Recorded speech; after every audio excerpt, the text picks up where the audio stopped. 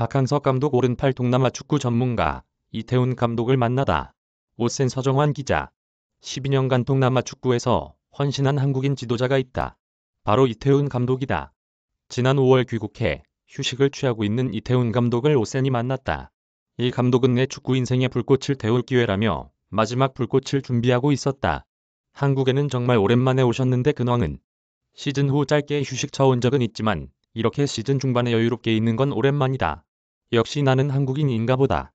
길거리를 걸어만 다녀도 좋고 생활 시스템이 동남아랑 비교했을 때 정말 좋다. 특히 동남아에서는 아직까지 현금으로 결제하는 경우가 많아 지갑에 현금을 넣어 다닌다. 한국에서는 대부분 카드 결제가 되니 너무 편리하다. 동남아시아 전문가라는 별명에 맞게 12년 동안 동남아시아 축구에서 지도자로 활약했다. 동남아 축구는 어떤 특징이 있나? 내가 지도자 생활을 한 곳은 베트남과 캄보디아다. 두 나라 모두 각자의 고유한 문화적 특징을 가지고 있고 축구적인 부분에서도 차이점을 갖는다. 베트남의 가장 큰 특징은 협동심이 뛰어난 것이다. 하나의 목표를 위해서 강하게 뭉치며 이러한 선수들 특징이 박항서 감독님의 지도력과 맞물려 대표팀이 계속해서 좋은 성적을 낸다고 생각한다. 2019년 3월 박항서 감독님 옆에서 대표팀 코치로 지냈을 때 많이 느낀 부분이다.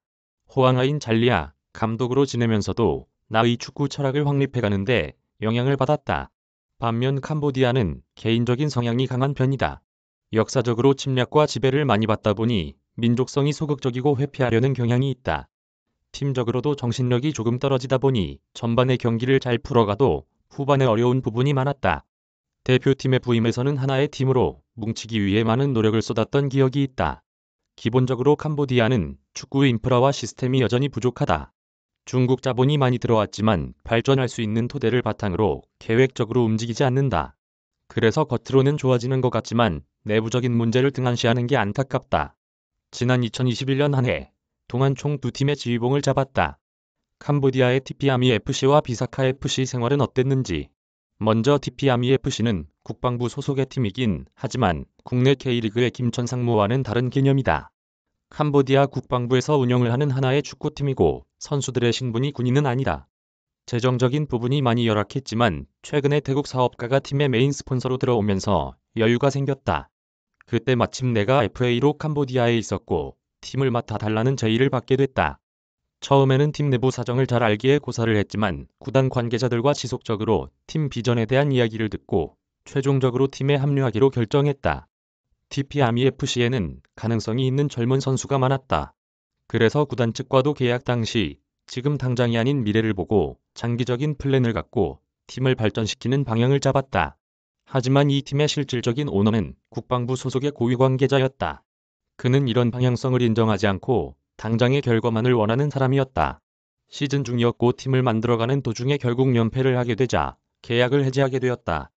팀이 좋아지고 있는 와중에 계약 해지 소식을 듣게 되어 개인적으로 정말 아쉬움이 남는다. 비사카 FC는 캄보디아 내에서도 강팀에 속한다. 사실 TP아미 FC의 부임 전 비사카 FC 회장이 계속해서 함께하자는 연락을 했었다. 두 팀을 놓고 고민을 했지만 나는 언제나 결과보다는 과정을 중요하게 생각했고 의미 있게 감독 생활을 하고 싶었다. 그래서 TP아미 FC를 선택했다. TP아미 FC와의 계약 해지 이후에 회장으로부터 우리는 우승을 원하고 그 적임자로 이태훈 감독을 생각하고 있다는 연락을 받았다. 결국 한 번 더 캄보디아에서 도전을 선택하게 되었다. 2021년 12월에 팀에 합류했는데 이미 선수 구성이 끝난 상황이었다. 5명의 외국 선수 선발 작업도 마무리되어 있는 상태였고 이 자원들을 가지고 한 시즌을 꾸려나가야 했다.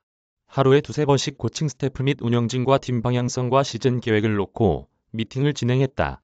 시즌 시작을 한 달 남겨놓고 코로나가 단체로 터져버렸다. 선수단의 2월 3일 정도가 코로나에 걸려 훈련을 진행할 수 있는 인원이 10명 남짓이었다. 개막 한 달 전에는 체력을 가장 많이 끌어올리고 전술적인 부분도 다듬고 확립하는 기간인데 그 시기를 다 놓쳐버렸다. 다행히 시즌 첫 경기를 승리했지만 시즌 초반에 주요 선수들의 부상으로 아웃되면서 어려움을 겪었다. 개인적으로 축구 인생 중 가장 안 풀렸고 운도 없는 시기였던 것 같다. 이기고 지고 비기고를 반복하다 보니 우승을 원하는 회장단에서 이야기가 나왔고 결국 경기 전날 저녁에 문자로 계약 해지 통보를 받게 되었다. 비사카 FC에서는 9경기에서 총 3승 1무 3패 성적을 거뒀다. 나쁘지 않은 기록인데 조금 팀에서 빠르게 나오게 된 것 같은데 비사카 FC의 회장단은 우승을 원했고 팀이 지는 상황을 이해하지 못했다. 주요 선수들의 부상과 외국 선수 5명 중 3명의 수준이 부족했는데 이 부분에 대해서는 인정하지 않았다. 결국 모든 것은 감독 책임이 지게 되었고 소속사와도 의논을 통해 더 이상 여기 있을 이유가 없다고 판단하게 되어 팀을 나오게 되었다. 사실 팀에서 있는 6개월 동안 많이 힘들었다. 하루에도 리포트를 2에서 3개씩 작성해야 했다. 이런 불필요한 시스템이 너무 많이 있었다. 현장에서 선수들에게 쏟아야 할 에너지를 다른 쪽에 쓰는 구조가 되어버린 것이다. 하지만 후회는 없다. 더 발전시키고 노력하려고 했고 할 만큼 했다. 라는 생각이 많이 들었다. 개인적으로 앞으로의 지도자 커리어에 있어서 많은 도움이 될 경험 같다. 어떤 상황에서도 해결책을 찾으려고 공부한 부분이 특히 큰 도움이 될 것이라고 확신한다. 2010년부터 2017년 2월까지 캄보디아 국가대표팀도 이끌었다. 대표팀과 클럽팀의 차이는 어떤 점이 있나? 대표팀과의 클럽팀은 종목이 축구라는 공통점 빼고는 운영, 색깔, 방향성 등 지도적인 측면에서도 차이가 많이 있다. 첫 번째로 대표팀 같은 경우에는 선수 파악을 위해서는 그 나라의 민족성과 문화를 공부할 필요가 있다. 팀을 구상하는 데 있어서 내가 원하는 유형의 선수들을 보러 다니고 뽑을 수 있다. 훈련 시간은 상대적으로 짧고 결과에 대한 압박감도 크지만 좋은 퀄리티의 선수들로 구성할 수 있다는 메리트가 있다. 클럽팀은 팀마다 다르겠지만 내가 경험한 캄보디아의 두 클럽은 선수 파악보다는 팀이 어떻게 흘러가고 있는지를 먼저 파악할 필요가 있다. 감독은 바뀌어도 코칭 스태프는 잘 바뀌지 않는다. 왜냐하면 코치들은 클럽의 회장 및 사장 라인을 타기 때문이다. 어떻게 보면 공무원 같은 느낌이라고도 할 수 있다. 외국인 감독의 입장에서는 뒤에서 일어나는 일들을 알지 못하기 때문에 외로움과 어려움을 겪는다고 볼 수 있다. 캄보디아 국가대표팀 지휘 시절 특별한 에피소드 같은 게 있는지 궁금하다. 사실 캄보디아의 넘버 1 스포츠는 축구가 아닌 배구다. 내가 감독으로 부임했을 때만 해도 국가대표 경기에 3,000명도 되지 않는 관중들이 들어왔다. 국가적인 측면에서 축구의 인기도를 끌어올리고자 미디어 측면을 많이 이용했다. 구단마다 미디어 팀들을 하나씩 만들었고 대표팀 역시 경기 홍보 및 팬들과 소통하려는 노력을 많이 하려고 했다. 2015년부터 라이벌 팀인 라오스에게 승리를 거두고 좋은 결과를 내기 시작하자 대중의 관심도가 커졌고 말 그대로 축구 붐 시절의 경기장에 6만 명 관중들이 들어오기 시작했다. 한 번은 해외 대회에서 말레이시아와 베트남 등 동남아시아 지역에서 수준 높은 팀과의 경기에서 한 골차로 아쉽게 패한 적이 있다. 경기 후 기자회견에서 왜 선수들이 75분 지나면 뛰지 못하느냐라는 질문에 나는 평소에 못 먹기 때문이다. 아침에 쌀국수 한 그릇을 먹고 나머지 식사도 터무니없이 밥값이 낮다. 이런 부분을 개선해야 캄보디아 축구가 더 발전할 수 있지 않겠냐며 당당히 이야기해서 선수들의 식비가 올라갔다. 더불어 싱가포르, 태국, 말레이시아 등으로 전지훈련도 가게 된 에피소드가 있다. 두 번째는 삭발 에피소드이다. 캄보디아에서는 부모가 세상을 떠나면 아들은 삭발을 하는 문화가 있다. 국제 경기를 앞두고 성적과 부족한 협회의 지원 때문에 스트레스가 많던 시절이다. 미디어에서는 대표팀 위기론을 언급하기도 했고 스트레스로 인해 풍부했던 머리 숱이 점점 빠지기 시작했고 머리 때문에 더 많은 스트레스를 받았다.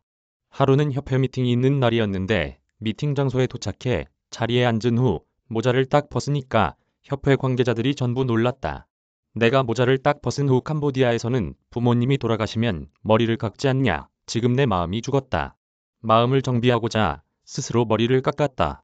이 좋은 선수들을 가지고 그냥 가만히 있으면 되겠나. 훈련 환경을 높여주던지 전지훈련을 더 좋은 곳으로 가서 팀 발전을 위해 노력해야 한다고 생각한다고 요청했다. 결과적으로 경기 전날 호텔에서 숙박도 하고 더불어 싱가포르, 태국, 말레이시아 등으로 전지훈련도 가게 된 에피소드가 있다. 캄보디아는 나에게 도움을 준 고마운 나라다. 다만 중간 과정 없이 결과를 만들려고 하는 거 피해야 하고 기초를 탄탄하게 다진다면 빠르게 발전할 수 있을 것이라고 기대된다. 지도자로서 향후 계획은 아직 거창하게 한 생각은 없다. 일단 동남아에서 오래 있었기 때문에 동남아스러운 모습을 벗기 위해서 준비를 해야 할 것 같다. 축구라는 게 특별한 기술이 없지 않나. 선수들과 같이 경쟁하면서 같은 생각과 같은 플랜을 가지고 경기를 할 수 있는 팀을 지도하고 싶고 또 발전시키고 싶다. 다이나믹하고 조직적인 팀으로 만들어 경기를 보고 팬들이 볼 때 재미있는 축구를 하고 싶다. 국내 팀 지도도 생각을 하고 있는지 궁금하다. 동남아에서 너무 오래 있다 보니 한국이 그리울 때가 많았다. 해외에서는 언어적으로 장벽을 많이 느껴 깊이 있는 대화를 하기 힘들었다. 가장 중요시하는 부분인 소통을 국내 팀을 맡게 되면 할 수 있을 거로 기대하고 있다. 꼭 국내는 아니고 전반적으로 두루두루 생각하고 있다. 팀을 선택할 때 그냥 가는 게 아니라 구단의 철학과 구단 오너의 마인드도 보면서 서로에게 맞는 팀을 찾고 싶다. 운영진과 코칭 스태프 또한 소통이 잘 이루어질 수 있는 팀, 스토리가 있는 경기를 보여주는 팀을 만들고 싶다. 동남아 전문가로서 향후 동남아로 진출 준비를 하는 한국인 지도자들에게 조언을 한다면, 요즘 동남아 쪽으로 진출을 준비하는 한국 지도자들이 많아지는 추세인 걸로 알고 있다. 먼저 항상 기억해야 하는 부분이 우리는 외국인이라는 것이다. 그 나라 문화를 공부해야 하고 팀 문화도 잘 파악을 해야 한다고 생각한다. 도전은 언제나 아름다운 것이다. 더 좋은 한국인 지도자들이 동남아로 넘어가 축구 발전을 위해 힘쓰면 좋겠다. 이메일 주소 본인 제공